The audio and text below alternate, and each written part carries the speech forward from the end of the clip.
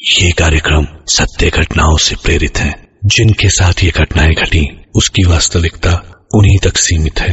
भूत प्रेतों और अपसामान्य विषयों के होने पर चैनल कोई दावा नहीं करता और ना ही प्रोत्साहन करता है। सो हे एवरीवन, कैसे हैं आप सब। मेरा नाम है दीपक विश्वकर्मा और आप देख रहे हैं dark legend horror stories YouTube channel, जहां मैं आप सभी को डरावनी कहानियां सुनाता रहता हूं। और आज की इस वीडियो में मैं हाजिर हो गया हूं कुछ और डरावनी कहानियों के साथ। तो मैं उम्मीद करता हूं कहानियां और आवाज़ आपको पसंद आएगी। तो अगर आपको कहानियां और आवाज़ पसंद आए तो वीडियो को लाइक करना, चैनल को सब्सक्राइब करना ना भूलें। साथ ही साथ कमेंट ज़रूर से करें कि आपको कहानी और आवाज़ कैसी लगी। तो चलिए अपने जो हेडफोन्स हैं उन्हें लगा लीजिए, क्योंकि कहानियां जो हैं वो अब शुरू हो रही हैं। एक सुनसान वीरान पहाड़ी पर एक घर था और वो घर सालों से खाली पड़ा हुआ था।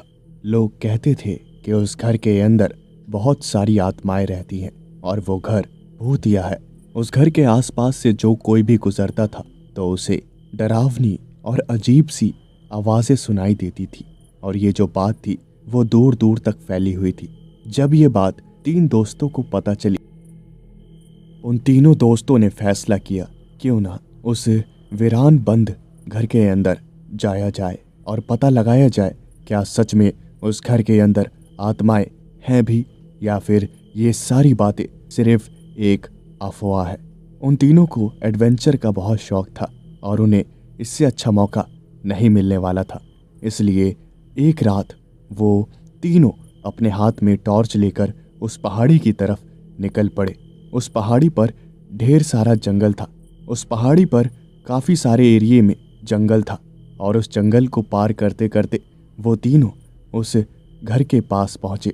उन तीनों ने जैसे ही वो घर देखा तो उनकी जो हालत थी वो थोड़ी ख़राब हो गई, क्योंकि वो घर बाहर से ही दिखने में इतना ज़्यादा डरावना था जिससे ऐसा लग रहा था कि उस घर के पास जाते ही वो जिंदा होकर उनको खा जाएगा। और यही सब देखते हुए उन तीनों में से एक दोस्त ऋतिक ने कहा, यार क्या क्या सच में हमें उस घर में जाना चाहिए? हाँ, मुझे तो नहीं लगता कि हमें उस घर में जाना चाहिए। और उसके बाद वो जो दूसरे दोस्त थे, 2 दोस्त बचे हुए, सुरेश और मुकेश, उन्होंने कहा, यार तू डर क्यों रहा है? हम भी तो तेरे साथ ही जा रहे हैं ना। हाँ, एक बार सोच, जब हम उस घर के अंदर एक रात अगर बिता लेंगे तो हमारा कितना बड़ा नाम हो जाएगा। हम जगह जगह फेमस हो जाएंगे कि हमने हॉन्टेड हाउस में पूरी रात गुजारी है। चल अब बहाने मत कर, चलते हैं, मज़ा आएगा। वो तीनों उस घर के दरवाजे के पास गए और जैसे तैसे उन्होंने दरवाज़ा खोला तो अंदर धूल मिट्टी और मकड़ी के जाले हर जगह थे और ये सब काफ़ी डरावना माहौल था। वो तीनों जैसे तैसे घर के अंदर गए और वहाँ पर बहुत ही ज़्यादा धूल थी। उस धूल की वजह से उन तीनों को खांसी आने लगी और फिर ऋतिक ने कहा, अबे यहाँ तो धूल ही धूल है, यहाँ कैसे रहेंगे यार? हाँ, अरे हाँ, सारा मूड खराब हो गया भाई। यार मैं कहता हूँ चलते हैं या वापस, यहाँ रहना मुझे ठीक नहीं लग रहा है। हाँ चल भाई, चलते हैं वापस। और फिर वो जो सुरेश था उसने कहा, भाई देख, तू मेरी बात मान, अब धूल मिट्टी तो रहेगी यहाँ पर, अब इतने सालों से बंद पड़ा हुआ है, थोड़ा सा तो एडजस्टमेंट करना पड़ेगा यार, तो प्लीज़ हाँ सुबह तक रुक जा, उसके बाद जो है हम चले जाएंगे, अपने घर वापस चले जाएंगे, ठीक है? और फिर ऋतिक को समझाने के बाद सुरेश ने अपनी पॉकेट से एक चीज़ निकाली और वो चीज़ और कोई नहीं बल्कि एक कैमरा था और वो उस कैमरे के अंदर उस घर की रिकॉर्डिंग करने लगा। ऋतिक ने कहा, भाई ये सब तू क्या कर रहा है? हाँ, जिसके जवाब में सुरेश ने कहा, अरे हम लोगों को यकीन कैसे दिलाएंगे कि हम उस घर के अंदर गए थे, इसलिए वीडियो शूट कर रहा हूँ और हमें भी एक याद के रूप में ये वीडियो मिल जाएगी ना कि हमने एक हॉन्टेड हाउस को एक्सप्लोर किया हुआ है। हाँ, इसलिए मुझे शूट करने दे। सुरेश उस कैमरे को लेकर पूरे घर में घूमने लगा और कोने कोने को रिकॉर्ड करने लगा। वहाँ हर जगह धूल मिट्टी और मकड़ी के जाले ही थे। ऋतिक काफ़ी डरा हुआ था और वो जो तीसरा दोस्त था मुकेश, वो आसपास की चीज़ों को देख रहा था और उसने एक कमरा देखा।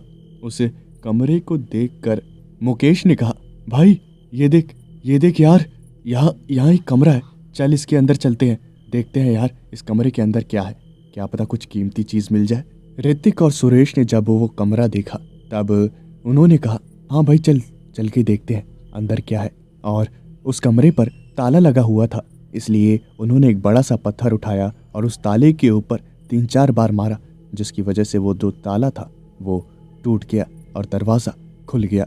वो तीनों जैसे ही उस कमरे के अंदर एंटर हुए तो उन तीनों ने जो देखा उसे देखकर वो बहुत ही ज़्यादा डर गए, क्योंकि उस रूम के अंदर एक बेड था और उस बेड के ऊपर एक इंसान का कंकाल था और उस कंकाल को देखकर उन तीनों की हालत ख़राब हो गई। ऋतिक ने कहा, भाई देख ये कंकाल पड़ा हुआ है यार, चल भागते हैं यहाँ से। और उसके बाद सुरेश ने कहा, अरे यार क्यों डर रहा है इतना, कंकाल ही तो है, भूत थोड़ी है, होगा कोई बेचारा मर गया होगा। हाँ चल, हमें क्या करना, हमें तो रिकॉर्डिंग करनी है ना, सुबह जाएंगे हम, ज़्यादा डर मत, और ऐसे तू डरेगा ना तो मुझे भी डर लगने लगेगा, इसलिए हिम्मत रख। मुकेश डरा हुआ था और उसने कहा, भाई ये सब तो ठीक है यार, लेकिन मुझे यहाँ कुछ ठीक नहीं लग रहा, यहाँ मुझे बहुत नेगेटिव एनर्जी महसूस हो रही है। और वो तीनों उस रूम के बाहर जा रहे थे, तभी वहाँ पीछे से एक आवाज़ आई।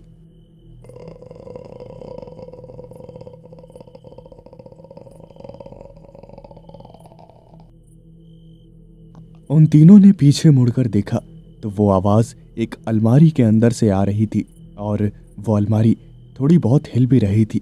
ऋतिक ने कहा, यार ये अलमारी हिल क्यों रही है यार? हाँ सुरेश जाके देखना, सुरेश जाना।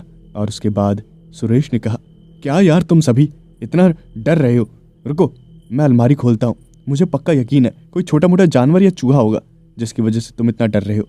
हाँ, ये कहकर सुरेश ने अपने जो कदम थे वो अलमारी की तरफ बढ़ाए और उसने अलमारी के जो दरवाजे थे उन्हें खोल दिया और एक ठंडी सी हवा उस अलमारी के अंदर से निकली और उसके बाद वहाँ पर उसके अलावा कुछ भी नहीं था। मुकेश और ऋतिक ने कहा, यार अलमारी तो पूरी खाली पड़ी हुई थी, फिर ये आवाज़ आई कहाँ से? ये कहीं कुछ अंदर छुपा हुआ तो नहीं है, देखना। उन दोनों ने अलमारी को अच्छी तरह से चेक किया, लेकिन उस अलमारी में कुछ भी नहीं था और वो दोनों बहुत ही ज़्यादा कंफ्यूज थे। और मुकेश और सुरेश जो था वो वहीं पर खड़ा था, कुछ बोल नहीं रहा था। और उसके बाद ऋतिक ने कहा, अरे सुरेश क्या हुआ भाई तुझे? हाँ बोल सुरेश भाई क्या हुआ तुझे? और जैसे ही ऋतिक ने ये सब बोला तो अचानक से सुरेश ने एक अजीब सी डरावनी आवाज़ निकाली और उसने कहा, तुम्हारी हिम्मत कैसे हुई मेरे घर में आने की? तुम बिना मेरी इजाजत के मेरे घर में कैसे आए? और जब ये आवाज़ ऋतिक ने सुनी तो उसकी जो हालत थी वो खराब हो गई और उसे कुछ समझ नहीं आया कि आखिर ये सब क्या हो रहा है। सुरेश ने जब ये सब कहा तब ऋतिक को लगा कि शायद वो मजाक कर रहा है, इसलिए ऋतिक ने कहा, भाई तू मजाक कर रहा है ना? हाँ देख अब मजाक मत कर, चल यहाँ तूने पूरे घर को शूट कर लिया, यहाँ पर मकड़ी के जालों के अलावा और धूल मिट्टी के अलावा कुछ भी नहीं है, चल अब हम वापस चलते हैं। हाँ चल। और उसके बाद वो मुकेश और ऋतिक दोनों वहाँ से जाने लगे, लेकिन सुरेश जो था वो वहीं पर बुत बन के खड़ा था। और फिर मुकेश ने कहा, अरे भाई क्या हो गया है तुझे? रिकॉर्डिंग हो गई है यार, अब सुबह तक यहाँ रुकने की कोई ज़रूरत नहीं है, हमने इतना समय लगभग 1 घंटा यहाँ बिता लिया है, तो अब हमें यहाँ पर रुक कर क्या करना है?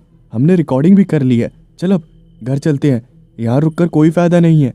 और फिर सुरेश ने कहा, तुम आए तो अपनी मर्जी से थे, लेकिन अब जाओगे नहीं, समझे? अब तुम्हारी मौत यहीं पर होगी। और जैसे ही ये बात सुरेश ने कही तब ऋतिक और मुकेश ने कहा, भाई तू पागल हो गया है क्या? एक बार कह दिया ना, बस हो गया मजाक, अब कितना मजाक करेगा? हाँ तेरा दिमाग खराब है क्या? एक बार में समझ नहीं आता तुझे? और फिर सुरेश ने कहा, क्या तुम्हें सच में लगता है मैं तुम्हारा दोस्त बोल रहा हूँ? मैं इस घर का मालिक। ये कहकर सुरेश ने अपना जो सर था वो पूरा पीछे मोड़ लिया और उसका जो शरीर था वो आगे की तरफ ही था। और ये सब देखकर ऋतिक और मुकेश को यकीन हो गया कि वो जो कोई भी है वो सुरेश नहीं है, बल्कि सुरेश के शरीर में किसी ने कब्जा कर लिया है। वो दोनों इतने ज़्यादा डर गए कि अपनी जान बचाने के लिए वहाँ से भागे। लेकिन जैसे ही वो वहाँ से निकले तो उन्होंने देखा कि वो जो दरवाज़ा था जो अभी थोड़ी देर पहले खुला हुआ था वो दरवाज़ा बंद है। और ये सब देखकर उनका जो खौफ था, उनका जो डर था, वो 7वें आसमान पर पहुंच गया। वो उस दरवाजे को खोलने की बार बार कोशिश करने लगे। ऋतिक और मुकेश समझ गए थे कि वो दोनों एक बहुत बड़ी मुसीबत में फंस गए हैं और उनका बचना बहुत ही ज्यादा मुश्किल है। तभी सुरेश ने पीछे से कहा, जितनी मर्जी उतनी कोशिश कर लो, तुम बाहर नहीं जा सकते। तुमने यहाँ आकर अपनी जिंदगी की सबसे बड़ी गलती कर दी है, समझे तुम? और फिर ऋतिक ने कहा, भाई सुरेश, देख देख, हम तेरे दोस्त हैं यार, बस हो गया, कितना मजाक करेगा? हाँ बस यार, बहुत मजाक कर लिया।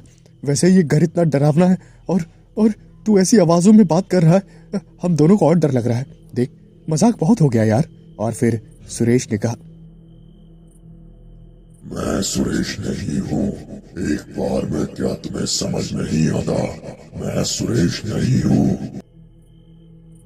और फिर ऋतिक ने कहा, अरे भाई क्यों मजाक कर रहा है यार?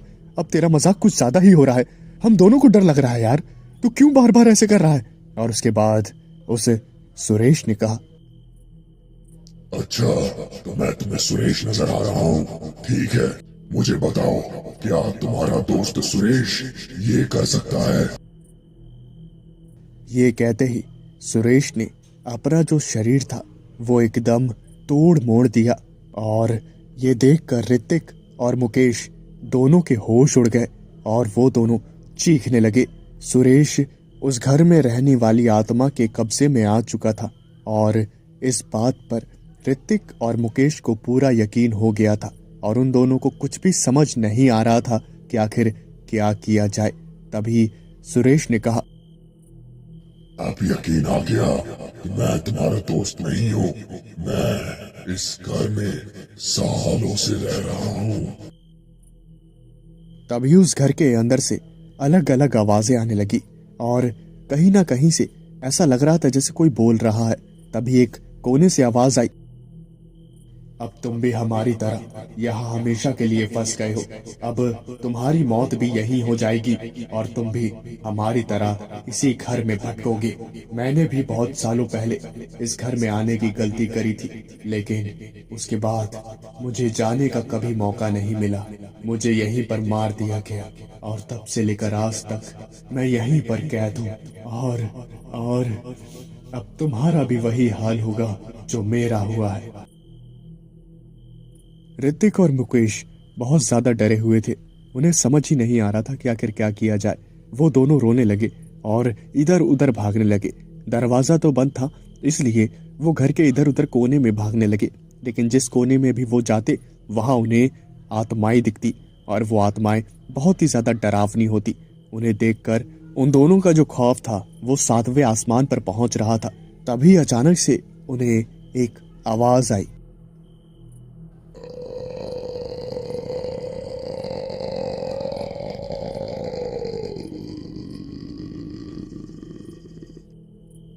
वो दोनों अपनी जान बचाने के लिए घर के अंदर इधर से उधर भागने लगे और सीढ़ियां चढ़ते हुए ऊपर वाली मंजिल पर चले गए। उन दोनों को समझ नहीं आ रहा था अंधेरे में कि आखिर कहां भागा जाए। तभी वो दोनों गलती से अलग अलग हो गए। मुकेश अलग हो गया और ऋतिक अलग हो गया।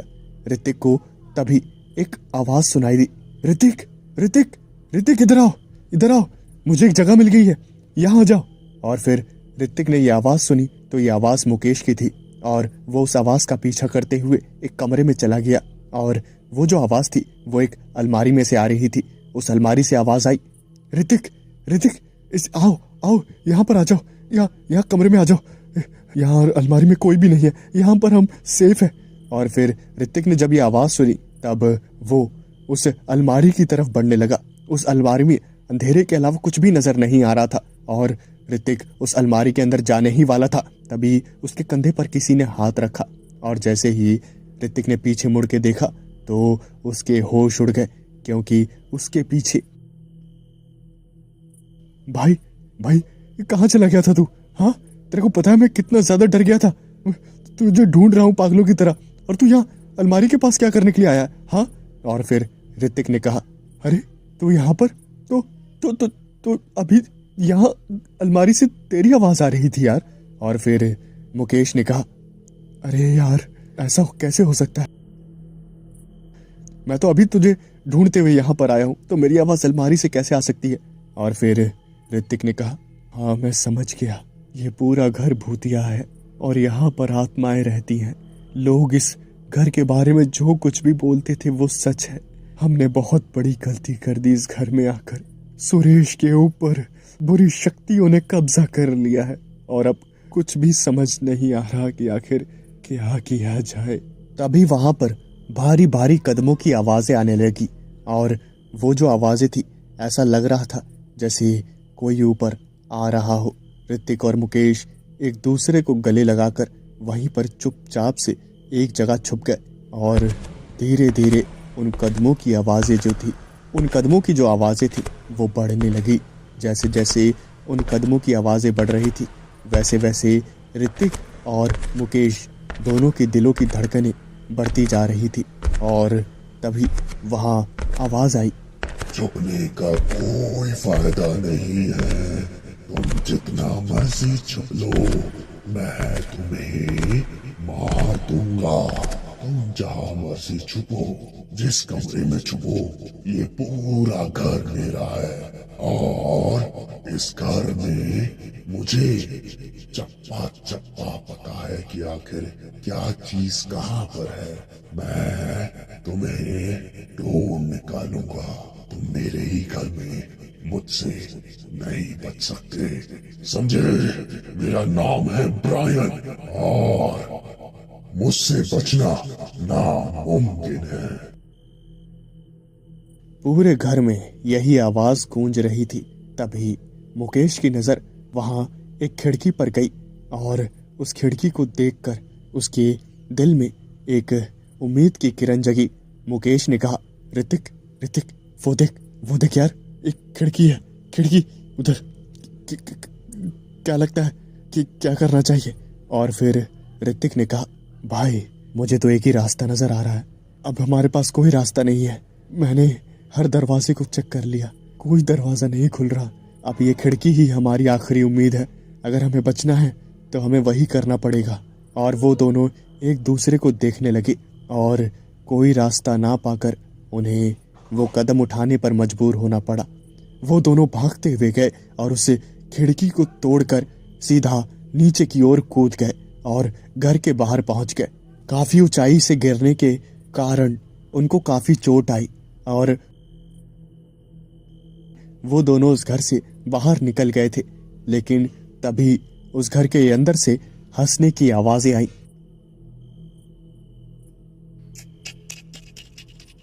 सही कहते हैं, कलयुग है कलयुग। बहुत बुरा वक्त है। एक दोस्त बेचारा अंदर छूट गया और बाकी के दोस्त अपनी जान की लालच में वहां से भाग गए। हाय बेचारा सुरेश, उसे तो उम्मीद भी नहीं होगी कि उसके दोस्त धोखेबाज है। बहुत बुरा हुआ सुरेश के साथ। खैर कोई बात नहीं, तुम दोनों जाओ और इस बोझ के साथ जिंदगी भर मरो कि तुम्हारी वजह से एक दोस्त की जान चली गई और तुम दोनों अपनी जान बचाकर भाग आए अपने उस दोस्त को मरता हुआ छोड़कर। जाओ। ये सारी बातें सुनकर मुकेश और ऋतिक दोनों रोने लगे और वो कुछ समझ ही नहीं पा रहे थे कि आखिर क्या किया जाए। तभी मुकेश जो था वो रोता हुआ उस घर के अंदर वापस जाने लगा और ऋतिक ने उसका हाथ पकड़ा और ऋतिक ने कहा, भाई भाई ये तू क्या कर रहा है? हाँ, क्या कर रहा है ये तू? जिसके जवाब में मुकेश ने कहा, हमारा दोस्त अंदर है, हम उसे छोड़कर कैसे जा सकते हैं ऋतिक? तू ही बता, हम उसे छोड़कर कैसे जा सकते हैं? और ऋतिक ने कहा, मैं समझ सकता हूँ, लेकिन वो जो बुरी आत्मा है वो हमारे इमोशंस के साथ खेल रही है ताकि हम भावनाओं में बहकर घर के अंदर वापस आ जाएं और उसके बाद हम दोनों मारे जाएंगे। अभी हमारा जिंदा रहना बहुत ज़रूरी है। अभी हम वापस आएंगे, चिंता मत कर अपने दोस्त को बचाने के लिए। अभी हमें यहाँ से जाना चाहिए, लेकिन अगर हम दोनों इस घर के अंदर वापस चले गए तब हम तीनों मर जाएंगे और हमें बचाने वाला कोई भी नहीं होगा। मुकेश और ऋतिक दोनों ये बात अच्छी तरह से समझ गए थे और वो दोनों वहां से चले गए। उन दोनों को काफी चोट लगी थी और वो दोनों सबसे पहले हॉस्पिटल में गए और अपना इलाज करवाया। 2-3 दिनों तक वो हॉस्पिटल में ही एडमिट रहे। उसके बाद डिस्चार्ज होने के बाद वो दोनों एक पुलिस स्टेशन में गए और पुलिस वाले से ऋतिक ने कहा, सर मुझे आपकी मदद चाहिए, मेरी मदद करिए, मेरे एक दोस्त की जान खतरे में है। और उसके बाद पुलिस वाले ने कहा, अच्छा बताइए क्या प्रॉब्लम है? और फिर ऋतिक ने बताया, सर मैं और मेरा एक और दोस्त सुरेश, मेरा नाम ऋतिक है और इसका नाम मुकेश है, और हम तीनों उस भूतिया घर में गए थे जो वो उस पहाड़ी पर है ना, जिसके बारे में लोग कहते हैं कि उस घर के अंदर आत्माएं रहती हैं। हम वहां पर गए थे और हमें वहां पर क्या बताऊं, वहां पर बहुत बुरी चीजें हुई हमारे साथ। एक्चुअली हम उस घर के अंदर गए, दरवाजा अपने आप बंद हो गया और हम इधर उधर भटक रहे थे। उसके बाद हमारे दोस्त को एक बुरी आत्मा ने अपने कब्जे में ले लिया और वो हमें मारने की कोशिश करने लगी। हम जैसे तैसे अपनी जान बचाकर वहां से भाग कर आए हैं, लेकिन हमारा जो दोस्त है वो वहीं फंस गया है। हमारी मदद करिए। और जैसे ही ये सारी बात उस पुलिस वाले ने सुनी तो उस पुलिस वाले ने कहा, क्या तुम्हारे कहने का मतलब क्या है? तुम्हारा एक दोस्त उस भूतिया घर में फंस गया है? अच्छा, मुझे कुछ हजम नहीं हो रहा। एक बात बताओ, क्या हमारी शक्ल पे कुछ लिखा हुआ है? भूत प्रेत जैसा कुछ होता भी है? हाँ, ये एक भद्दा सा जो मजाक है ना, उसे बंद करो और निकलो यहाँ से। ये भूत प्रेत की कहानियां जो है ना, वो बच्चों को सुनाओ, उन्हें पसंद आएगी, यहाँ पुलिस स्टेशन में नहीं। और फिर ऋतिक ने कहा, सर हमारी बात का यकीन करिए, मैं सच कह रहा हूँ। आपको यकीन नहीं होता, आप मेरे दोस्त से पूछ लीजिए, ये भी मेरे साथ था। सर प्लीज हमारे दोस्त को बचा लीजिए। और उसके बाद उस पुलिस वाले ने कहा, देखो हमारे पास फालतू का टाइम नहीं है, हमारे पास फालतू समय नहीं है कि हम तुम्हारी ये भूतिया कहानियां सुने, ठीक है? निकलो यहाँ से। कहानियां सुननी होती है तो हम डार्क लेजेंड हॉरर स्टोरीज पर रात के वक्त सुन लेते हैं। उन दोनों को पुलिस स्टेशन से कोई मदद नहीं मिली और वो निराश होकर पुलिस स्टेशन के बाहर आ गए। मुकेश ने कहा, क्या हम अपने दोस्त को नहीं बचा पाएंगे? हाँ, इन्होंने तो हमारी मदद करने से ही मना कर दिया। क्या हमारा दोस्त मारा जाएगा ऋतिक? और उसके बाद ऋतिक ने कहा, नहीं, इन्होंने हमारी मदद नहीं करी तो क्या हुआ, हम अपने दम पर अपने दोस्त को बचा लेंगे, चल यहाँ से। और उसके बाद वो दोनों घर आ गए और एक साथ बैठकर सोचने लगे। ऋतिक ने कहा, मुझे लगता है कि सबसे पहले हमें उस आत्मा के बारे में पता लगाना चाहिए और उस घर के बारे में कि आखिर वो घर कहाँ से आया और उस घर के अंदर जो आत्मा है वो किसकी आत्मा है, तभी हम कुछ कर पाएंगे। और मुकेश ने कहा, हाँ यार, मुझे याद आया, उस घर के अंदर जब हम थे तो उसने अपना नाम ब्रायन बताया था। और ऋतिक ने कहा, हाँ, ब्रायन नाम था उसका, इसका मतलब वो कोई अंग्रेज है ना? और वो घर भी बहुत सालों पुराना लगता है, ऐसा लगता है कि वो आज़ादी के पहले का है। हो सकता है उस घर के अंदर जो आत्मा है वो किसी अंग्रेज की हो और आज़ादी के पहले जब अंग्रेज भारत पर राज किया करते थे तब वो अंग्रेज वहाँ पर रहता हो और मौत के बाद उसकी आत्मा उसी घर में कैद हो गई हो और तब से लेकर आज तक वो वहीं पर रह रहा हो। हाँ, ऐसा भी हो सकता है ना? और उसके बाद मुकेश ने कहा, हाँ, सही कह रहा है, यही सही लग रहा है मुझे, लेकिन अब हम क्या करेंगे, मतलब हमें क्या करना चाहिए? और ऋतिक ने कहा, लगता है कि हमें भी किसी की मदद लेनी चाहिए। पुलिस वालों ने हमारी मदद नहीं करी तो क्या हुआ, हमें ऊपर वाले से मदद लेनी चाहिए, वही हमारी मदद कर सकता है। और उसके बाद मुकेश ने कहा, तो अब हम क्या करने वाले हैं? ऋतिक ने कहा, वही जो ज़रूरी है, चल मेरे साथ। वो दोनों मंदिर पहुँचे और मंदिर पहुँचने के बाद उन्होंने वहाँ पर हाथ जोड़े। प्रार्थना करने के बाद वो दोनों मंदिर से बाहर निकले और मंदिर से वो दोनों बाहर निकले ही थे तभी उन्होंने एक बूढ़े से आदमी को देखा और वो बूढ़ा आदमी बहुत ही ज़्यादा बुरे हाल में था।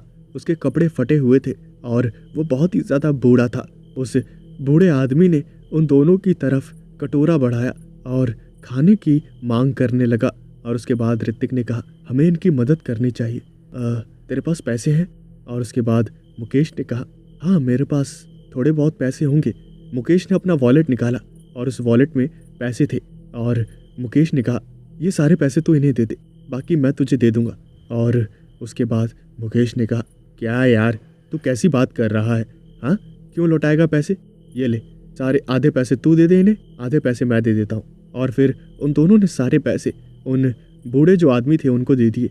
और उन बूढ़े आदमी ने कहा, भगवान तुम्हारा भला करे, तुम्हारी सारी समस्याएं हल हो जाएं, तुम्हें कभी कोई समस्या ना आए जीवन में।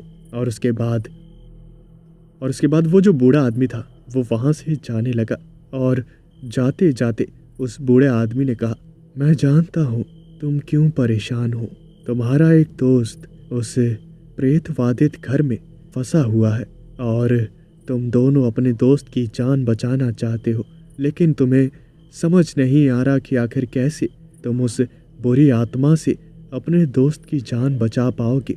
और जैसे ही ये बात ऋतिक और मुकेश ने सुनी तो वो दोनों उस बूढ़े आदमी के पैरों में गिर गए और वो दोनों रोने लगे। उन दोनों ने रोते हुए कहा, बाबा बाबा बाबा आपको कैसे पता? बाबा आप हमारी मदद करिए ना बाबा, हम समझ गए आप कोई आम बाबा नहीं है। आप हमारी मदद करिए, हमारे दोस्त की जान खतरे में है। और उसके बाद वो जो बूढ़े आदमी थे उन्होंने कहा, मैं समझ गया हूँ और मैं तुम्हारी मदद करने के लिए ही यहाँ पर आया था। मैं बस देखना चाहता था तुम दोनों दिल के कैसे व्यक्ति हो, और मुझे पता चल गया है कि तुम दोनों अच्छे व्यक्ति हो, इसलिए मैं तुम्हारी मदद ज़रूर करूँगा। ये लो, ये मेरे पास एक लॉकेट है, इसे पहन लेना और इस लॉकेट को पहनने के बाद तुम उस घर के अंदर जाना। याद रखना, जब तक ये लॉकेट तुम्हारे गले में होगा वो बुरी आत्मा तुम्हारा कुछ भी नहीं बिगाड़ पाएगी। लेकिन अगर गलती से भी ये लॉकेट तुम्हारे शरीर से अलग हुआ तब बहुत बड़ी मुसीबत में तुम फंस जाओगे। और इस बात का खास ध्यान रखना, ये लॉकेट तुम्हारे लिए और ये दूसरा लॉकेट तुम्हारे इस दूसरे दोस्त के लिए। भगवान तुम्हारा भला करे, मैं चलता हूँ। ये कह के वो जो बूढ़ा आदमी था वो वहाँ से चला गया और मुकेश और ऋतिक जो थे उन दोनों के अंदर एक उम्मीद की किरण जाग उठी। वो दोनों बैठे हुए थे और उसके बाद ऋतिक ने कहा, आज रात हमें वहाँ उस घर में वापस जाना है, तो हमें उस घर के बारे में सारी जानकारी निकाल लेनी चाहिए कि आखिर वो घर कितना पुराना है और उस घर में रहने वाली वो आत्मा ब्रायन आखिर कौन है। और उसके बाद मुकेश ने कहा, हाँ यार ये सब तो ठीक है, लेकिन हम कैसे पता लगाएंगे ये सब? जिसके जवाब में ऋतिक ने कहा, इंटरनेट, हमें वहाँ से जानकारियाँ मिल सकती हैं। उसके बाद उन दोनों ने उस घर के बारे में इंटरनेट पे सर्च किया और जानकारी निकाली तो उन्हें पता चला वो जो ब्रायन था वो एक ब्रिटिश ऑफिसर था जो कि आज़ादी के पहले उस घर में रहा करता था, लेकिन वो दिल का बहुत ही ज़्यादा बुरा व्यक्ति था। वो इंडियंस को इंसान नहीं समझता था और उनके ऊपर अत्याचार करता था। लेकिन एक दिन इंडियंस जो थे उनकी सहन शक्ति ने जवाब दे दिया और उन सभी ने मिलके उस ब्रिटिश ऑफिसर को पीट पीट के जान से मार दिया और उसे उसी के घर में दफना दिया। मौत के बाद भी ब्रायन को शांति नहीं मिली और उसकी जो आत्मा थी वो उस घर के अंदर भटकने लगी और उसके बाद वो आने जाने वाले लोगों को परेशान करने लगी और जो कोई भी गलती से उस घर के अंदर चला जाता उसे मारने लगती। उसे वो ब्रायन की आत्मा जान से मार देती। ये सारी जानकारियाँ लेकर ऋतिक और मुकेश रात के वक्त उस घर के पास वापस पहुँचे और उसके बाद उन दोनों ने उस लॉकेट को पहन लिया। उस लॉकेट को पहनने के बाद उन्होंने घर का जो दरवाज़ा था उसे खोला और एक अजीब सी आवाज़ के साथ वो दरवाज़ा पहले की तरह आसानी से छूने भर से ही खुल गया, जैसे कि उन दोनों का ही इंतज़ार वो घर कर रहा हो। और उसके बाद वो दोनों उस लॉकेट को पहनकर उस घर के अंदर चले गए। वही डरावना माहौल, वही डरावना अंधेरा और धूल मिट्टी, ये सब देखकर ऋतिक ने कहा, हम अपने दोस्त को बचा तो लेंगे ना। और उसके बाद दूसरे दोस्त ने हाँ में सर हिलाया। वो दोनों घर के अंदर चले गए और जैसे ही वो घर के अंदर पहला कदम रखकर दाखिल हुए तभी पीछे से किसी ने उनको धक्का दे दिया और वो वहीं ज़मीन पर गिर गए और दरवाज़ा जो था वो धड़ाम से बंद हो गया और वहाँ पूरे घर के अंदर हंसने की जो आवाज़ थी वो गूंजने लगी। तुम इतने ज्यादा बेवकूफ होगे, मैंने सोचा नहीं था तुम वापस आ गए। मैंने सोचा नहीं था कि तुम दोनों वापस आओगे। हाँ, लगता है तुम्हें अपनी जिंदगी से प्यार नहीं। कोई बात नहीं, मैं दिल का इतना भी बुरा नहीं हूँ। मैं तुम्हें एक अच्छी सी आसान मौत दे दूंगा और उसके बाद तुम भी आत्मा बनके बाकी लोगों की तरह इस घर में इधर से उधर भटकते रहना। तीनों दोस्त आराम से साथ में रहना। और उसके बाद ऋतिक ने कहा, तुम दिल के कितने अच्छे थे, वो हमें पता चल गया है। तुम इंडियंस को इंसान नहीं समझते थे और उन्हें परेशान करते थे, उन्हें सताते थे, उन पर अत्याचार करते थे और उसी का तुम्हें फल मिला और भीड़ ने तुम्हें मार मार कर मौत के घाट उतार दिया। क्या ये सच नहीं है ब्रायन? या फिर क्या कहें हम तुम्हें, ऑफिसर ब्रायन, जो कि इंडियंस के हाथों पीट पीट के मार दिया गया। और जैसे ही ये बात ब्रायन ने सुनी तब उसका जो गुस्सा था वो 7वें आसमान पे पहुंच गया और घर का जो सामान था वो तेजी से हिलने लगा और इधर से उधर चीजें जो थी वो गिरने लगी। और फिर ब्रायन ने कहा, तुम्हारी हिम्मत कैसे हुई मुझे ये सारी बातें बोलने की?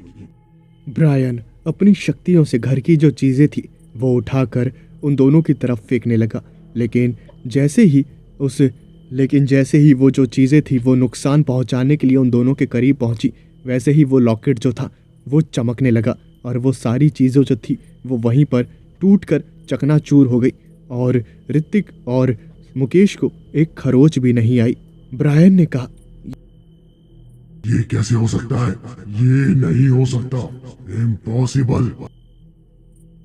उसके बाद उसने कई सारी चीजें एक के बाद एक उन दोनों के ऊपर फेंकी, लेकिन किसी भी चीज का असर। ऐसा कैसे हो सकता है? मेरी शक्तियों का तुम पर असर क्यों नहीं हो रहा? ऋतिक ने कहा, जैसे तुम्हारी जैसी बुरी शक्तियां इस दुनिया में है वैसे ही अच्छी शक्तियां भी हैं। ये बात कभी मत भूलना ब्रायन। और वही अच्छी शक्तियां हमारी मदद कर रही हैं और उन्हीं अच्छी शक्तियों की वजह से तुम हमारा कुछ भी नहीं बिगाड़ पा रहे और उन्हीं शक्तियों की वजह से ही हम अपने दोस्त को सही सलामत यहाँ से लेकर जाएंगे, समझे तुम?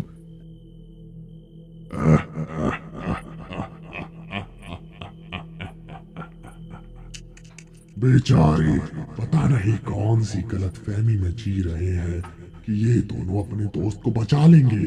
हाँ, ये भूल गए कि अच्छी शक्तियां इनके साथ हैं, इनके दोस्त के साथ नहीं।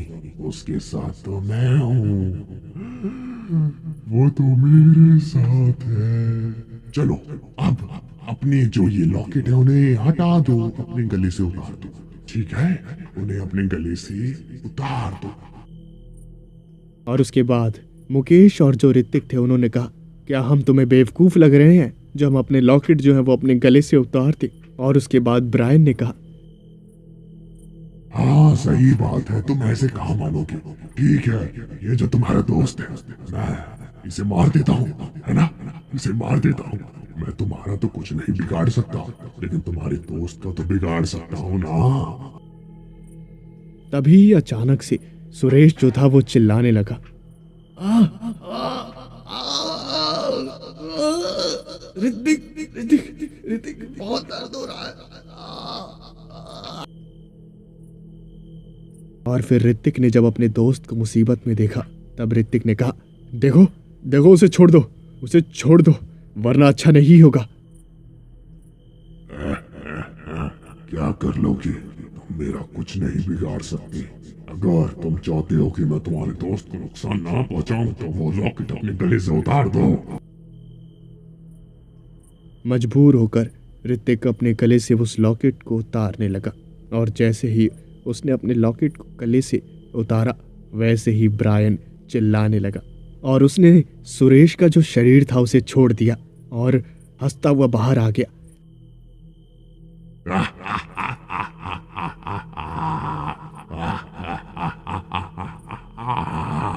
अब तेरी बारी है। ये कहकर ब्रायन ऋतिक के शरीर पर कब्जा करने के लिए उसके अंदर घुस गया और जैसे ही वो ऋतिक के शरीर में घुसा वैसे ही सुरेश जो था वो अपने होश में आ गया और वो आसपास की चीजें देखकर घबरा गया। उसे कुछ समझ ही नहीं आ रहा था कि आखिर उसके साथ क्या हो रहा है। उसने कहा, अरे अरे मुकेश मुकेश यार, हम यहाँ क्या कर रहे हैं? हाँ, मैं तो नीचे था ना, यहाँ ऊपर कैसे आ गया? हाँ। और उसके बाद मुकेश जो था वो रो रहा था और ऋतिक के शरीर पर उस ब्रायन का कब्जा हो गया था और ब्रायन ने हंसते हुए कहा, क्या हुआ तुम्हारी उस अच्छाई की शक्ति का? हाँ, अब तो तुम्हारा ये दोस्त मारा जाएगा। सुरेश तो बच गया, लेकिन ये कैसे बचेगा? हाँ, अच्छाई तो हार गई।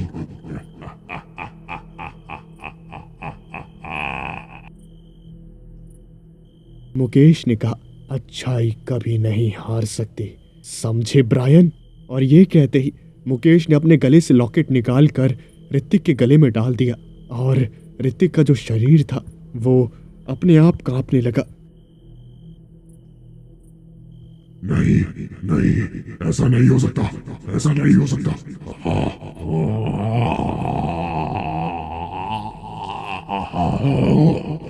नहीं। ब्रायन की जो आत्मा थी वो खत्म हो गई। ऋतिक अपने होश में आ गया। सुरेश ये सब देखकर बहुत ही ज्यादा डरा हुआ था और उसकी हालत जो थी वो खराब हो रही थी। धीरे धीरे उस घर के अंदर हंसने की आवाज़ें आने लगी और बहुत सारी जो आत्माएं थी वो उस घर से बाहर निकलने लगी। आखिरकार हमें मुक्ति मिल गई। हम इतने सालों से इस घर के अंदर कैद थे, तुम लोगों की वजह से अब हमें आज़ादी मिल गई। अब हम मुक्त हो जाएंगे, अब हम मुक्त हो जाएंगे। तुम्हारा बहुत बहुत शुक्रिया, तुम्हारा बहुत बहुत शुक्रिया। वहाँ से बहुत सारी जो आत्माएं थी वो ये सब कह के वहाँ से निकल गई और आज़ाद हो गई और वो जो घर था वो एक नॉर्मल घर बन गया। मुकेश और सुरेश ऋतिक को उठाकर हॉस्पिटल ले गए और वहाँ उसका इलाज चला। काफ़ी दिनों बाद उसे होश आ गया और वो तीनों एक बार फिर से एक नॉर्मल लाइफ जीने लगे। लेकिन उन्होंने एक कसम खा ली थी कि वो फिर कभी ऐसी डरावनी जगहों पर नहीं जाएंगे। अंधेरी सुनसान रात थी और नितिन अपने स्कूटर पर बैठकर कहीं जा रहा था। एक सुनसान सड़क पर, एक जंगल के बीचों बीच निकलती हुई सड़क पर उसका जो स्कूटर था वो खराब हो गया और वहाँ का जो मौसम था वो अचानक से खराब होने लगा। आसमान में बादल आने लगे और बिजली जो थी वो चमकने लगी। धीरे धीरे देखते ही देखते मौसम बहुत ज़्यादा खराब हो गया और नितिन जो था वो अपने स्कूटर को एक साइड में लगाकर एक पेड़ के नीचे खड़ा हो गया और सोचने लगा कि आखिर अब क्या किया जाए। अरे यार, अब क्या करूं? ये तो मौसम खराब हो गया, इतनी रात हो रही है, आखिर घर कैसे पहुंचूंगा? और उसके बाद नितिन ने आसपास देखना शुरू किया और उसने सोचा कि थोड़ी देर में बारिश जो है वो अपने आप बंद हो जाएगी और उसके बाद वो अपने घर निकल जाएगा। इसलिए वो चुपचाप से उसी पेड़ के नीचे खड़ा रहा। लेकिन तभी कुछ ऐसा हुआ जिसके बारे में नितिन ने कभी सोचा नहीं था। तभी उसके बगल में थोड़ी सी ही दूर एक पेड़ था। उसके ऊपर बिजली आ गिरी और उस बिजली के गिरने से उस पेड़ का बहुत बुरा हाल हुआ और वो पेड़ जो था वो जलकर राख हो गया। ये नज़ारा देखकर नितिन जो था उसकी हालत खराब हो गई और उसे बहुत ज़्यादा डर लगने लगा। उसे कुछ समझ नहीं आ रहा था कि आखिर क्या किया जाए। वो डरने लगा कहीं आखिर अगर उसके ऊपर बिजली गिर गई तो उसकी मौत पक्की है। इसलिए वो पेड़ से निकलकर बाहर आ गया और बारिश में भीगने लगा। उसे बहुत ज़्यादा डर लग रहा था। तभी उसे वहाँ दूर एक घर नज़र आया और उसके बाद नितिन ने फैसला किया कि वो उस घर में जाएगा और मदद मांगेगा। नितिन चलता हुआ वहाँ घर के पास पहुँचा तो घर काफ़ी ठीक ठाक था और उसने वहाँ जाकर दरवाजे को खटखटाया, लेकिन बदले में कोई जवाब नहीं आया। उसके बाद नितिन ने दरवाजे को खटखटाते हुए कहा, कोई है यहाँ पर? मुझे मदद चाहिए। असल में मेरा जो स्कूटर है वो ख़राब हो गया है और मौसम बहुत ही ज़्यादा ख़राब हो रहा है। मुझे बहुत डर लग रहा है, बाहर बिजली गिर रही है। क्या आप मुझे थोड़ी देर के लिए अपने घर में जगह दे सकते हैं?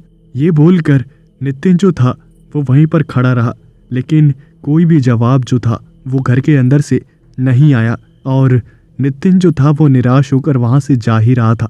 तभी अचानक से उस घर का जो दरवाज़ा था वो अपने आप चरमराता हुआ खुल गया और नितिन ने जब वहाँ देखा तो उसे घर के अंदर कोई नज़र नहीं आया और अंदर से उसे एक आवाज़ आई, घर के अंदर आ जाओ, मैं यहीं पर हूँ। और उसके बाद नितिन को बहुत अजीब लगा। उसे लगा कि आखिर कोई दरवाजे पर आया ही नहीं तो दरवाज़ा आखिर खुला कैसे। और नितिन ने वहीं से पूछा, अरे ये दरवाज़ा अपने आप कैसे खुला अगर आप अंदर हैं तो? और फिर अंदर से फिर से आवाज़ आई, अरे वो दरवाज़ा पहले से ही खुला हुआ था, वो असल में तेज़ हवा चली होगी तो अपने आप खुल गया होगा, कोई घबराने वाली बात नहीं है, आप अंदर आ जाओ। और उसके बाद नितिन जो था वो घर के अंदर घुस गया और वहीं एक सोफे पर बैठ गया और वो बहुत ही ज़्यादा गीला था जिसकी वजह से फ्लोर पर पानी पानी हो गया। और नितिन ने कहा, मुझे माफ़ कर दीजिए, मैं असल में बहुत गीला था तो मेरी वजह से आपका फ्लोर भी गीला हो गया। और वो जो अंदर से आवाज़ थी वो आनी बंद हो गई और नितिन ने कहा, क्या आप सुन रहे हैं मुझे? मैंने कुछ बोला आपसे? कोई जवाब नहीं आया और नितिन को घबराहट होने लगी। इसलिए नितिन ने सोचा कि यहाँ से चलना ही ठीक है, इसलिए वो वहाँ से जाने लगा। लेकिन तभी अचानक से घर का जो दरवाज़ा था वो बंद हो गया और ये बहुत ही ज़्यादा डरावना था। उसने चिल्लाते हुए कहा, ये क्या हो रहा है? ये क्या हो रहा है? मुझे बाहर जाना है, ये दरवाज़ा अपने आप बंद कैसे हो गया? और उसके बाद वहाँ जो लाइट जल रही थी वो अपने आप बंद हो गई और वहाँ पूरे घर में अंधेरा छा गया। और ये देखकर नितिन ज़ोर ज़ोर से चीखने लगा और चिल्लाने लगा क्योंकि वो अंधेरे में बहुत ही ज़्यादा डर रहा था। तभी अचानक से वहाँ एक आवाज़ आई,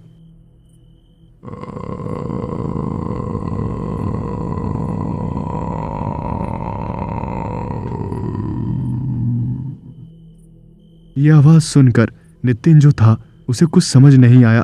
तभी उसने ऊपर देखा तो छत की सीलिंग पर एक औरत जो थी वो चलती हुई नितिन के पास आ रही थी और उसे अपनी आंखों पर यकीन ही नहीं हुआ कि आखिर कोई सीलिंग पर कैसे चल सकता है। वो औरत बहुत ही ज़्यादा डरावनी थी।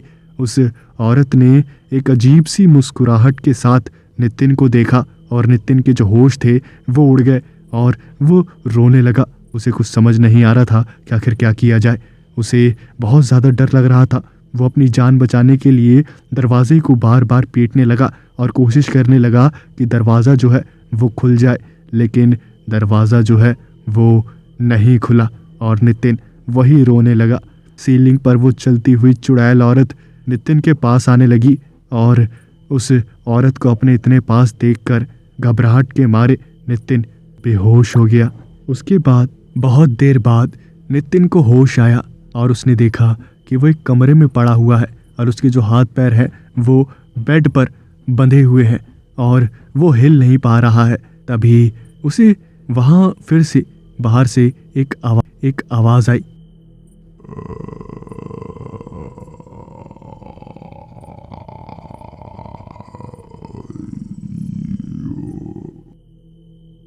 ये देखकर नितिन फिर से चिल्लाने लगा और चीखने लगा। वो बार बार कोशिश करने लगा कि वो उस बेड से अपने हाथ पैरों को छुड़ा ले, लेकिन उसकी सारी कोशिशें जो थी वो नाकामयाब हो गई। और उसके बाद उसने अपनी पूरी ताकत लगाई और जैसे तैसे करके उसने जो रस्सियाँ थी वो तोड़ दी और उसने वहाँ पर एक खिड़की देखी और खिड़की से कूदकर वो घर से बाहर निकल आया। वो भागता हुआ उसने अपने स्कूटर को चालू किया और किस्मत से वो स्कूटर जो था वो चालू हो गया और वो अपने घर को निकल आया। बहुत देर बाद स्कूटर को बहुत देर तक चलाने के बाद वो अपने घर पहुंचा, लेकिन उसे एक बहुत ही गहरा सदमा लग चुका था। वो घबराता हुआ अपने घर में गया और उसने घर को अच्छी तरह से बंद कर लिया और अपने बेड में घुस गया। उसे बहुत ज़्यादा डर लग रहा। उसने अपने आप को पूरा ब्लैंकेट से ओढ़ लिया और ऊपर वाले को याद करने लगा। थोड़ी देर बाद उसने ब्लैंकेट को नीचे किया और अपना जो शरीर था उसे बाहर निकाला, लेकिन जो कुछ भी उसने देखा उसे देखकर वो रोने लगा। उसने देखा कि वो अपने घर में नहीं था, बल्कि वो अभी भी उसी भूतिया घर में था। और जो कुछ भी उसने अभी देखा कि वो अपने घर जा रहा है और अपने घर पहुंच गया है, वो सब सिर्फ एक सपना था। नितिन वहीं पर रोने लगा और उस औरत की जो आवाज़ थी वो आने लगी।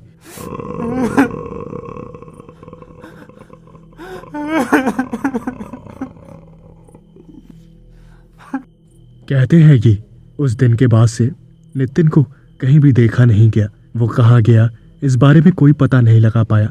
पुलिस वालों ने कई महीनों तक उसे खोजने की कोशिश करी, लेकिन कुछ पता नहीं लग पाया कि आखिर नितिन कहाँ गया।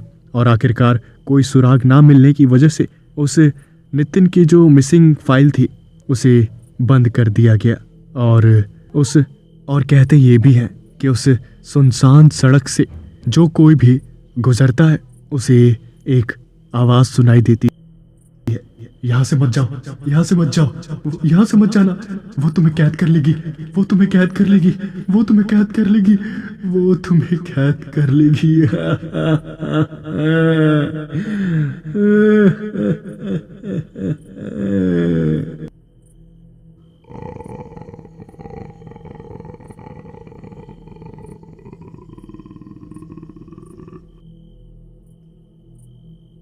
कुछ दोस्तों का ग्रुप एक जंगल में गया हुआ था और उन्हें अंदाज़ा भी नहीं था कि उनके साथ क्या होने वाला है। वो सभी जंगल में एक जगह कैंपिंग कर रहे थे और वहीं पर खाना खा रहे थे और आपस में बातें कर रहे थे। तभी एक दोस्त ने कहा, क्या तुम सबको पता है यहाँ इस जंगल में स्किन वॉकर रहता है? जैसे ही ये बात बाकी दोस्तों ने सुनी तो उन्होंने कहा, क्या स्किन वॉकर? ये क्या होता है? किसी तरह का कोई जानवर? और फिर उस लड़के ने कहा, क्या तुम्हें स्किन वॉकर नहीं पता? चलो मैं तुम्हें बताता हूँ। स्किन वॉकर एक अर्बन लेजेंड है। कहा जाता है कि एक पतला सा दिखने वाला इंसान अपने शरीर पर इन जानवरों की चमड़ियाँ पहनकर चलता है। जैसे हम नॉर्मली कपड़े पहनते हैं ना, वैसे वो जानवरों की चमड़ियाँ पहनता है और काला जादू करता है और काले जादू की मदद से वो किसी भी जानवर का रूप ले सकता है। बाकी दोस्तों ने कहा, यार सुनने में तो बहुत डरावना लग रहा है, लेकिन मुझे नहीं लगता कि ये सब हकीकत होगा। ये सब सिर्फ किस्से कहानियों में अच्छा लगता है, लेकिन हकीकत में ये स्किन वॉकर जैसी कोई चीज़ नहीं होती। और फिर वो जो लड़का था जिसने स्किन वॉकर के बारे में बात करना शुरू किया था, उसने कहा, अरे शायद तुम्हें पता नहीं है कि यहाँ पर स्किन वॉकर देखे जाने की कई सारी घटनाएं सामने आई हैं, लेकिन किसी ने भी उन बातों पर यकीन नहीं किया और उन बातों को दबा दिया गया। लेकिन मुझे लगता है कि इस जंगल में स्किन वॉकर है और आज हमें वो स्किन वॉकर देखने के लिए मिल जाएगा। ये सारी बातें सुनते ही बाकी के जो बच्चे थे वो हंसने लगे और उन्होंने कहा, क्या तुम्हें सच में लगता है? अरे ये सिर्फ ये बातें सुनकर जो बाकी के लड़के थे वो हंसने लगे और उन्होंने कहा, क्या तुम्हें ऐसा लगता है? अरे ये सब सिर्फ एक अंधविश्वास होता है और कुछ नहीं। बच्चों को डराने के लिए ये सारी कहानियां बनाई जाती हैं। हकीकत का और इन कहानियों का कोई लेना देना नहीं होता। चलो रात अब बहुत ज़्यादा हो गई है, अब सो जाते हैं, सुबह सुबह देखेंगे कि आखिर हमें क्या करना है। वो सभी अपने अपने टेंट में चले गए और उसके बाद एक जो लड़का था उसे रात को तकरीबन 2 बजे टॉयलेट लगी और वो टॉयलेट करने के लिए बाहर निकला। वो दूर एक जगह पेड़ के नीचे टॉयलेट कर रहा था। तभी उसे 2 लाल चमकती हुई आंखें नजर आईं और उस लड़के को लगा कि शायद कोई जंगली जानवर है, इसलिए वो जल्दी अपना काम ख़त्म करके वापस टेंट की तरफ बढ़ा और जैसे ही वो पीछे मुड़ा ही था तभी उसे एक आवाज़ आई।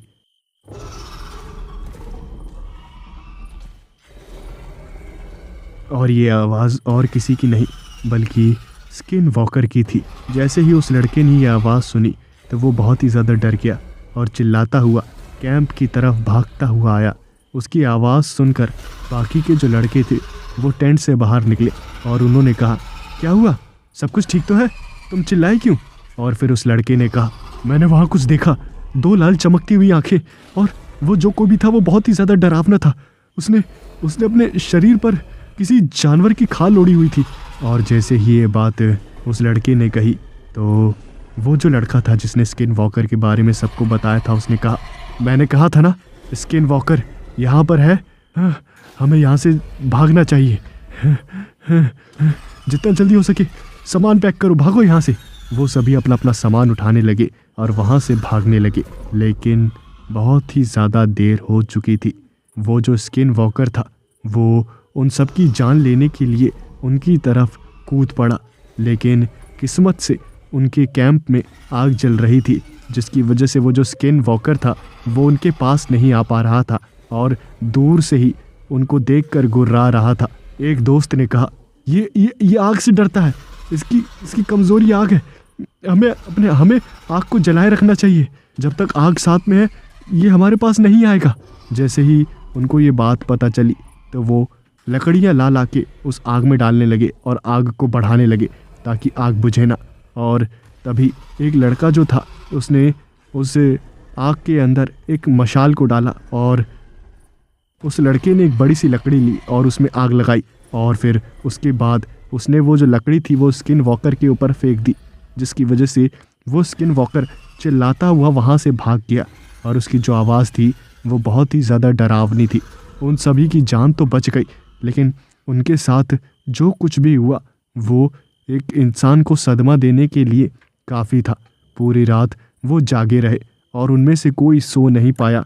जैसे ही सुबह हुई वो सभी अपना अपना सामान लेकर वहाँ से चले गए और कहते हैं कि वो स्किन वॉकर आज भी वो स्किन वॉकर जंगल में अपने अगले शिकार का इंतज़ार कर रहा है। एक सुनसान सड़क पर शॉन नाम का एक आदमी कार को ड्राइव करता हुआ जा रहा था। उसे काफ़ी दूर जाना था, उसकी डेस्टिनेशन काफ़ी ज़्यादा दूर थी, लेकिन बीच में ही एक गड़बड़ हो गई।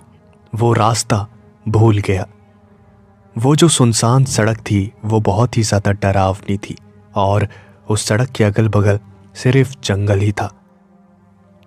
काफ़ी देर तक शॉन कार को ड्राइव करता रहा, लेकिन जब उसके पास कोई और रास्ता नहीं बचा तब उसने अपनी कार को एक साइड में रोका और सोचने लगा कि आखिर अब क्या किया जाए। उसने आसपास देखा तो वहाँ कोई इंसान आता जाता नहीं दिख रहा था।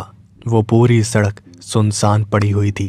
तभी उसने सोचा कि चलो आगे गाड़ी को ड्राइव करते हुए लेकर जाता हूँ, क्या पता आगे कोई मिल जाए।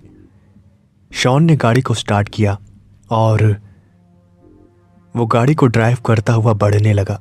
तभी अचानक से कार के सामने एक छोटा सा जानवर आ गया और उस जानवर की वजह से शॉन का जो बैलेंस था वो बिगड़ गया और उसने गाड़ी से कंट्रोल खो दिया। गाड़ी एक पेड़ से काफ़ी ज़ोर से टकराई और शॉन बेहोश हो गया। शॉन के सर में चोट लगी थी और उसके बाद काफ़ी देर हो गई उसे होश आया। जब वो होश में आया तो उसने गाड़ी से बाहर निकलकर देखा तो वो वहाँ आसपास देखने लगा तो वहां कोई भी नहीं था। शॉन के सर में बहुत तेज दर्द हो रहा था। तभी उसे बहुत ही ज्यादा दूर एक घर नजर आया। वो शॉन से बहुत ही ज्यादा दूर था, लेकिन शॉन जानता था कि अगर उसे अपनी जान बचानी है तो उसे उस घर के मालिक से बात करनी होगी। एक्सीडेंट में शॉन का जो मोबाइल था वो भी टूट गया था और मदद के लिए शॉन उस घर की तरफ चलने लगा। काफी देर तक जैसे तैसे लंगड़ाता हुआ शॉन वहां घर के पास पहुंचा और उसने दरवाजे को खटखटाया। तभी अंदर से एक आवाज आई, कौन है? कौन है जो आया है? किसने दरवाजा खटखटाया है? तभी शॉन ने कहा, मुझे मदद चाहिए। मैं आपसे मदद मांगने आया हूं। मैं रास्ता भटक गया हूं और मुझे चोट भी लगी है। प्लीज मेरी मदद करिए। तभी वो जो दरवाजा था वो खुला और अंदर से एक बूढ़ा आदमी निकला। उस बूढ़े आदमी ने शॉन को ऊपर से नीचे तक देखा और उसके बाद उस बूढ़े आदमी ने कहा, क्या हुआ है? ओहो, तुम्हारे सर पे तो चोट लगी है। आओ अंदर आओ। और फिर शॉन ने कहा, thank you so much. Shawn घर के अंदर गया और उस बूढ़े आदमी ने कहा, तुम्हारा नाम क्या है और कहाँ के रहने वाले हो? शॉन ने सारी बातें बताई और उसके बाद उस बूढ़े आदमी ने कहा, तुम्हें घबराने की जरूरत नहीं है, तुम यहाँ पर आराम करो। मैं एक डॉक्टर हूँ, रिटायर हूँ और मैं तुम्हारा इलाज कर दूंगा। तुम यहीं पर बैठो, मैं तुम्हारे लिए चाय लेकर आता हूँ। और फिर शॉन को काफ़ी अच्छा लगा और उसके बाद शॉन वहीं पर बैठ गया। सबसे पहले वो जो बूढ़ा आदमी था वो एक मेडिकल किट लेकर आया और उसने शॉन को ट्रीटमेंट दी। और उसके बाद वो किचन के अंदर गया और चाय बनाने लगा। थोड़ी ही देर बाद वो चाय लेकर आया और उसने शॉन को चाय पकड़ाई। बाद शॉन ने कहा, वाह अंकल, चाय तो बहुत ही ज़्यादा टेस्टी है। जिसके जवाब में उस बूढ़े आदमी ने कहा, हाँ मैं चाय बनाता हूँ, अच्छी बनाता हूँ। तभी उस बूढ़े आदमी ने एक ऐसी बात कही जिसे सुनकर शॉन का थोड़ा दिमाग खराब हो गया। उस बूढ़े आदमी ने कहा, पहले मैं भी नॉर्मल चाय बनाता था, लेकिन उसके बाद मेरी एक बिल्ली थी। एक दिन उसने मुझे पंजा मार दिया और गुस्से में मैंने उसकी दोनों आंखें निकाल दी। तड़प तड़प के वो बिल्ली मर गई और मैंने उन दोनों आंखों को चाय में डाल कर पिया तो टेस्ट बहुत अच्छा आया। और तब से लेकर आज तक मैं अपनी चाय में बिल्ली की 2 आंखें ज़रूर डालता हूँ। जैसे ही ये बात उस शॉन ने सुनी तो उसे घिन आने लगी और उसके मुंह में उल्टी आने लगी। तभी अचानक से उसने कुछ अपने मुंह में महसूस किया, जैसे कुछ गोल गोल सा था। और उसके बाद शॉन ने कप को लिया और उसमें थूका तो उसने जो देखा उसे देखकर शॉन की आंखें खौफ से चौड़ी हो गई।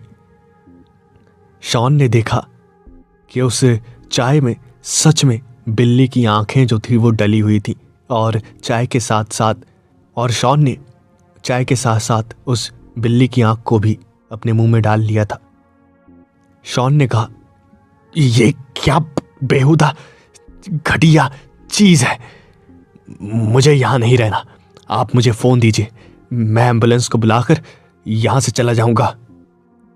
और तभी वो जो बूढ़ा आदमी था वो हंसने लगा और उसके बाद उस बूढ़े आदमी ने कहा, अब बहुत देर हो गई है, अब तुम कहीं भी नहीं जा सकते, तुम्हें यहीं रहना होगा। जैसे ही ये बात शॉन ने सुनी तब शॉन ने गुस्से में कहा, तो बुढ़े तू रोकेगा मुझे? जा रहा हूं मैं, रोक के दिखा। ये कहकर शॉन जो था वो वहां से उठा और चल दिया। उसने दरवाजा खोला और सीधा और अपनी कार की तरफ जाने लगा। तभी बीच रास्ते में ही उसकी आंखों के सामने अंधेरा छाने लगा और उसका जो सर था वो बहुत तेज दुखने लगा। उसे चक्कर आने लगे और वो बीच रास्ते में ही धड़ाम से गिर गया शॉन को पता चल गया कि उसकी चाय में कुछ और भी मिला हुआ था। जैसे ही शॉन की आंखें खुली तब उसने देखा कि वो एक कमरे में बंद है और उसे एक बेड से बांधा हुआ है। शॉन ने अपने आप को आज़ाद करवाने की बहुत कोशिश करी, लेकिन उसकी जो सारी कोशिशें थी वो नाकामयाब हो गई। उसने बहुत कोशिश करी लेकिन कोई भी कोशिश कामयाब नहीं हुई। तभी अचानक से वहाँ पर किसी के कदमों की आवाज़ें आने लगी।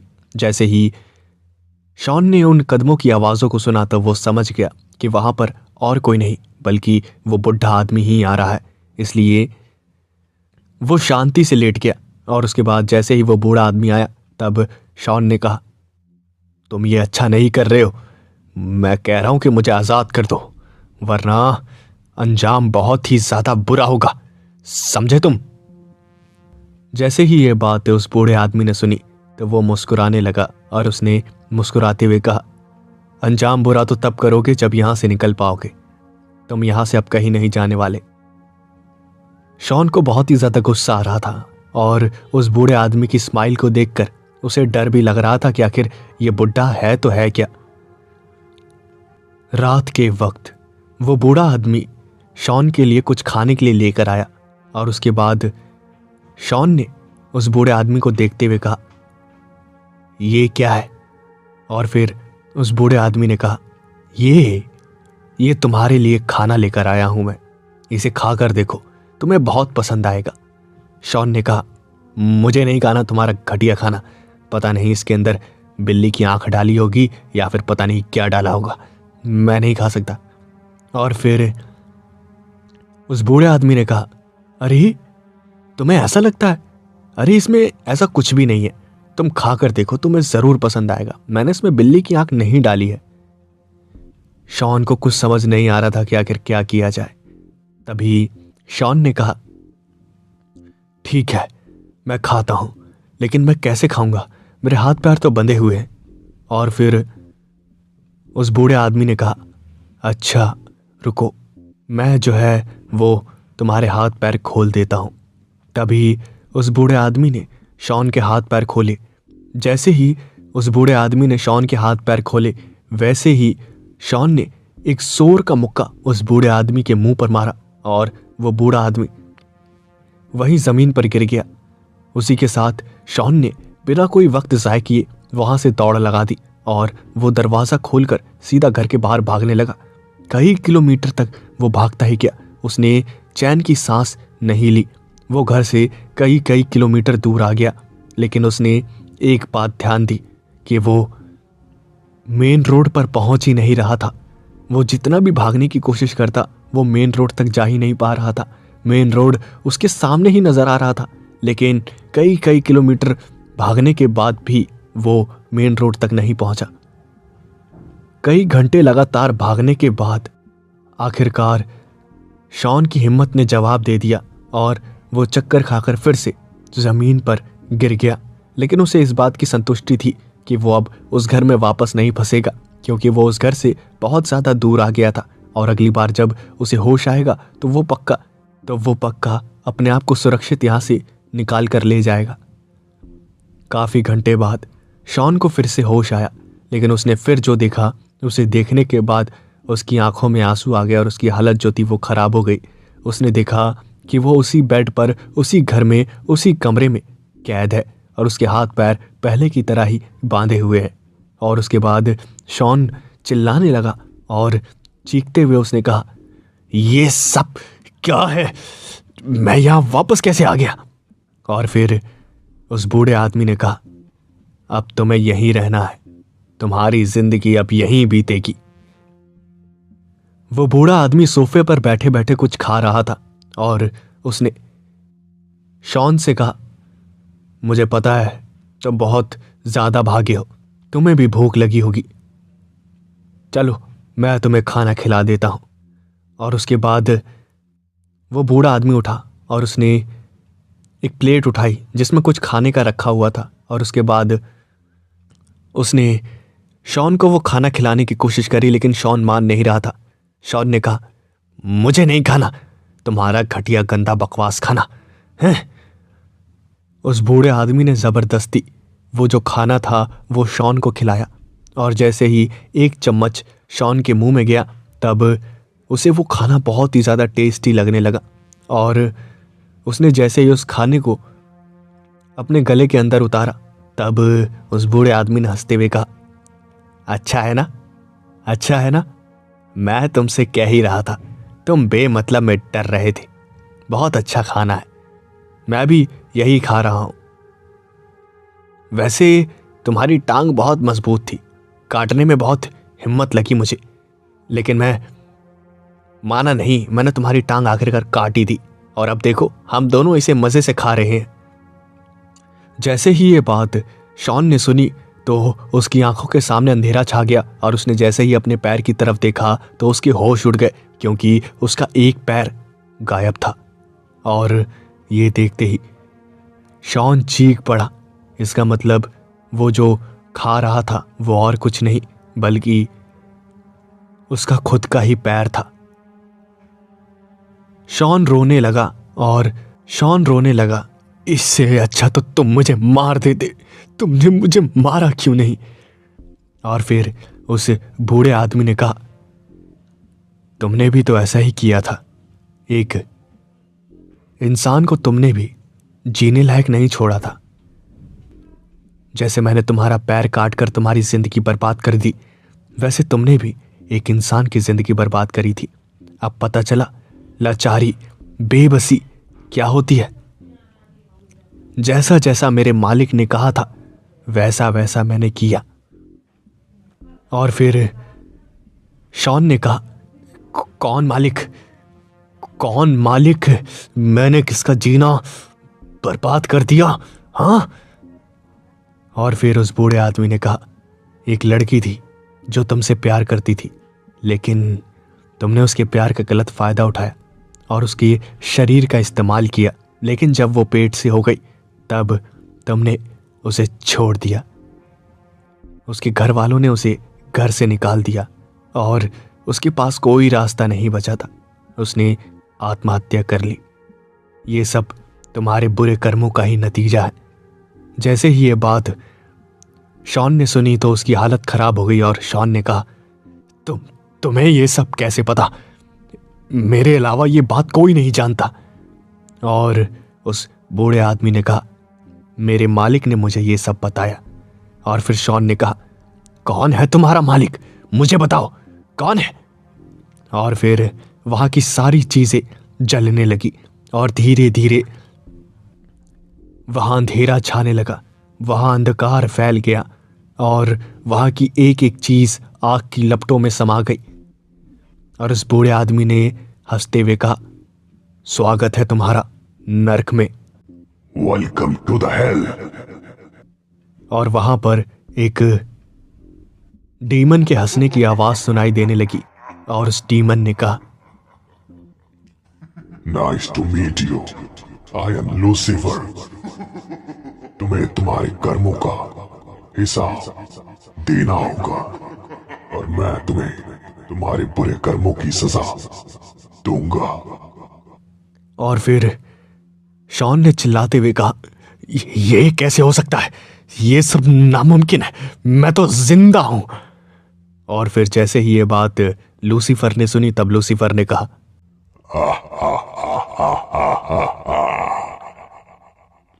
तुम्हारी मौत तभी हो गई थी जब तुम्हारी कार ठुकी थी। तभी वहां आसमान में एक जगह नजर आने लगी और वो जगह और कोई नहीं बल्कि वही रोड थी जिस रोड से होकर शॉन गुजर रहा था। और वहां पर बहुत सारे लोग भीड़ इकट्ठी करके खड़े थे। और उसके बाद शॉन ने वहां पर देखा कि वहां उसी की गाड़ी ठुकी पड़ी है और अंदर शॉन की जो लाश है वो पड़ी हुई है, जिसके सर से सारा खून बह चुका है। इसका मतलब शॉन की मौत हो गई है और उसके बाद जो कुछ भी उसने देखा वो सब नर्क का नजारा था। जैसे ही ये सब शॉन को पता चला वो चीखने चिल्लाने लगा, लेकिन अब उसके चीखने चिल्लाने का कोई फायदा नहीं था, क्योंकि अब उसके कर्मों का जो हिसाब है वो लूसीफर करेगा।